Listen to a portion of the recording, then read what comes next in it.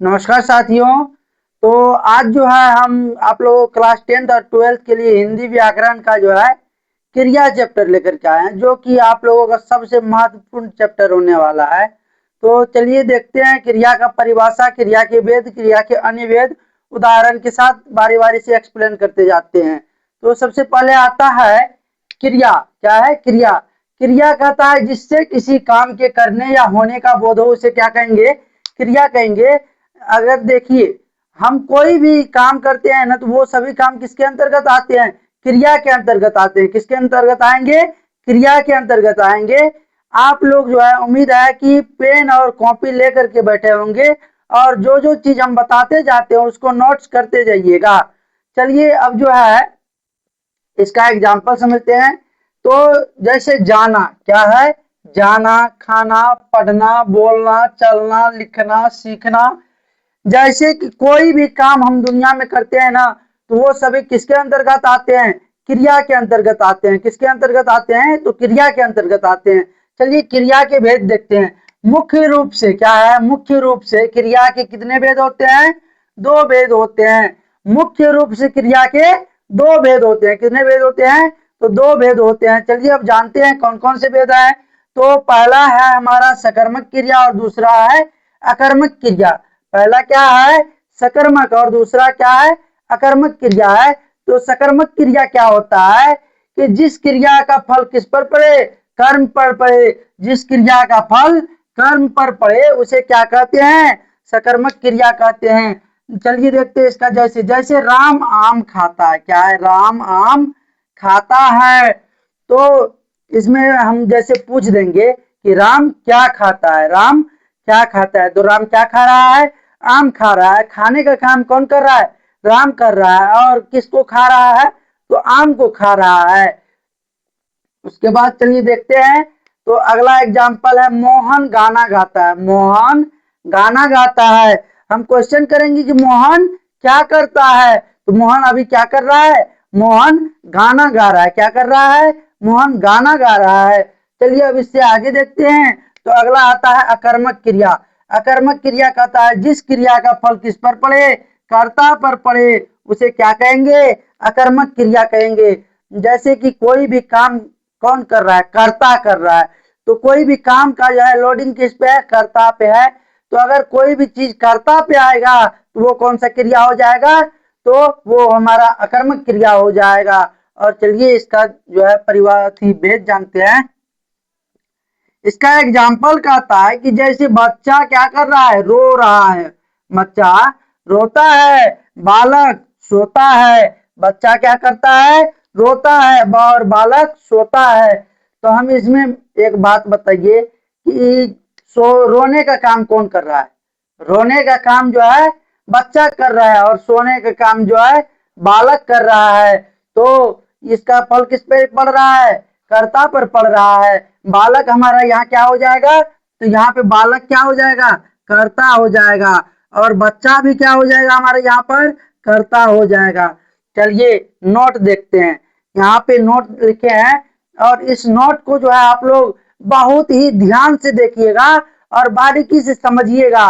अगर ये नोट समझ में आ गया, अगर ये नोट आपको समझ में आ गया तो समझिएगा कि ये क्रिया क्या है, इसी नोट पे आधारित है। और ये नोट जिसको समझ में नहीं आया उसको क्रिया समझ में नहीं आया। तो चलिए देखते हैं। तो नोट कहता है वाक्य से, क्या है? वाक्य से क्या या किसको करके, वाक्य से क्या या किसको करके प्रश्न करने पर अगर जवाब आता है। जैसे कि हम कोई प्रश्न करेंगे वह क्या कर रहा है, तो उधर से जवाब अगर जो कर रहा है वो आ गया तो वो कौन सा क्रिया हो जाएगा? तो वो हो जाएगा हमारा किधर गया? सकर्मक क्रिया। अगर जवाब मिले तो सकर्मक क्रिया।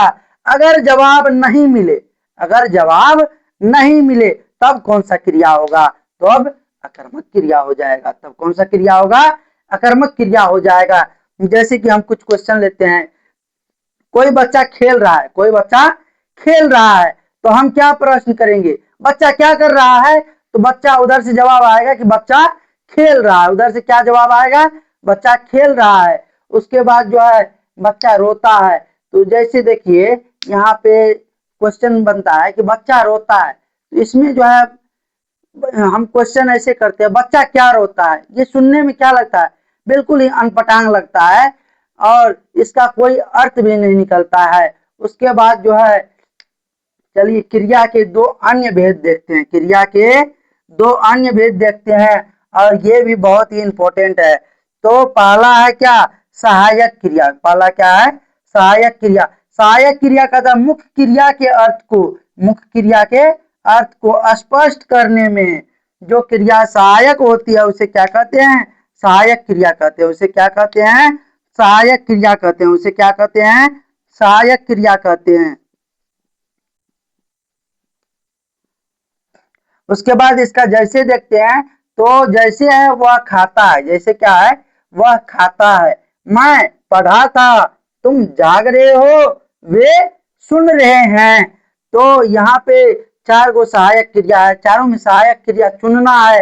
तो यहाँ पे क्या हो जाएगा, यहाँ पे है सहायक क्रिया हो जाएगा, यहाँ पे था सहायक क्रिया हो जाएगा, यहाँ पे रहे हो सहायक क्रिया हो जाएगा, यहाँ पे रहे हैं सहायक क्रिया हो जाएगा। समझ में आ गया। चलिए अब प्रेरणार्थक क्रिया देखते हैं। तो प्रेरणार्थक क्रिया का जब बात आता है, तो प्रेरणार्थक क्रिया का सीधा सीधा कहना है कि कर्ता जो है काम नहीं करेगा, वो किसी और को प्रेरित करेगा कि अरे भाई तुम काम कर दो, तो उसके बाद पे क्या करेगा, दूसरा आदमी काम कर देगा। तो प्रेरणार्थक क्रिया क्या करता है, आदेश देने का काम करता है, आदेशात्मक क्रिया ये होता है। जैसे क्या, खेलना, खेलना का क्या हो जाएगा, खेलना का क्या हो जाएगा, खिलवाना, क्या हो जाएगा, खिलवाना हो जाएगा। उसके बाद जो है जैसे बुलाना, बुलाना का क्या हो जाएगा, बुलवाना हो जाएगा, क्या हो जाएगा, बुलवाना हो जाएगा। उसी तरीके से नीचे में हम लिखे उठना, उठना का क्या हो जाएगा, प्रेरणार्थक, उठवाना हो जाएगा।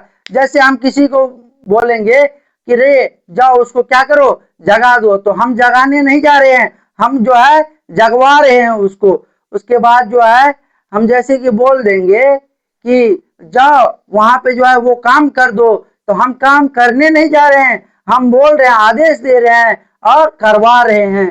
तो इन्हीं के साथ हमारा क्रिया चैप्टर जो है ये समाप्त होता है। और अगला चैप्टर जो है हम लेकर के कौन सा आने वाले हैं, आप लोगों को पता है, चलिए बता देते हैं कौन सा क्रिया है। तो अगला जो है, अगला चैप्टर हमारा सबसे इंपॉर्टेंट चैप्टर होने वाला है धातु का। कौन सा चैप्टर होगा, धातु का चैप्टर होगा। और क्रिया का ही मूल रूप क्या है, धातु है। और यह वीडियो अगर आप लोगों को अच्छा लगता है तो वीडियो को शेयर जरूर करिएगा। और साथ ही साथ डेली वीडियो के लिए the learning academy YouTube channel और हमारे फेसबुक इंस्टाग्राम को फॉलो जरूर करिएगा। और हमारे चैनल को जितना ज्यादा जोर से हो सके उतना ज्यादा जोर से सब्सक्राइब करके घंटा के निशान को दबा दीजिएगा। मिलते हैं नेक्स्ट वीडियो में, तब तक के लिए जय हिंद।